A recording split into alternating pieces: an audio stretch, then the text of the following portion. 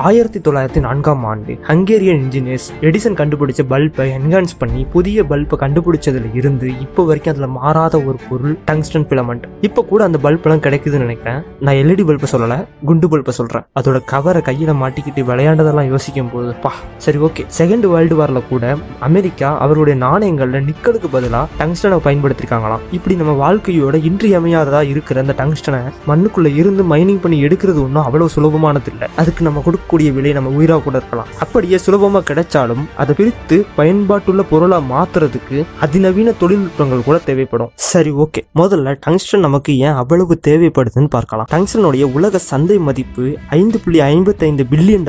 அவ்வளவு பணத்துக்கு இது ஒர்த்தான்னு கேட்டா ஆமா, இது ஒர்த்து தான். தங்கம் யுரேனியம் அளவுக்கு இது அடர்த்தி அதிகமான ஒரு ஹெவி மெட்டல். இதனால கிட்டத்தட்ட 3422 டிகிரி செல்சியஸ் வரை வெப்பத்தை தாங்க முடியுமா. உலகத்திலேயே அதிக வெப்பத்தை தாங்கக்கூடிய உலோகமும் இதுதான். அதனாலதான் இந்த தனிமத்தை விண்வெளி துறையில சேட்டலைட்ஸ்லயும் ராக்கெட்ஸ்லயும் அதிகமா பயன்படுத்துறாங்க. அதோட டென்சிட்டி காரணமா மெடிக்கல் ஃபீல்டுல கூட எக்ஸ்ரே எடுக்கும் போது இதை கான்ட்ராஸ்ட் ஏஜெண்டா பயன்படுத்தி நல்ல இமேஜிங் கொண்ட எக்ஸ்ரே பிரிண்டை எடுக்க பயன்படுத்துறாங்க. அப்படி இது automotive industry, mining and construction, electronics, medical, aerospace and defence, jewellery, sports equipment, glass இண்டஸ்ட்ரின்னு சொல்லி நமக்கே தெரியாம நம்மளோட வாழ்க்கையில அதிகமான இடங்கள்ல பயன்படுத்திக்கிட்டே தான் இருக்கிறோம். அப்படிப்பட்ட இந்த டங்ஸ்டன் தனிமத்தை உலக அளவுல அதிகமா மைனிங் பண்ணி ப்ரொடக்ஷன் பண்றது யார் தெரியுமா? அது சைனா தான். ஆல் ஓவர் வேர்ல்டோட கம்பேர் பண்ணும்போது இங்க தான் 80% டங்ஸ்டன் ப்ரொடக்ஷன் நடக்குது. 2023 மட்டும் 2.3 மில்லியன் மெட்ரிக் டன் மைனிங் பண்ணி டங்ஸ்டனை வெளியெடுத்திருக்காங்களாம். அப்படி இந்த டங்ஸ்டன் தனிமத்தை சுரங்கம் அமைத்து வெட்டி எடுக்கும் பொழுது இதுல அந்த மெட்டல் மட்டும் தனியாலும் கிடைக்காது. அதுல இருந்து அள்ளி போடுற மண் குவியல்ல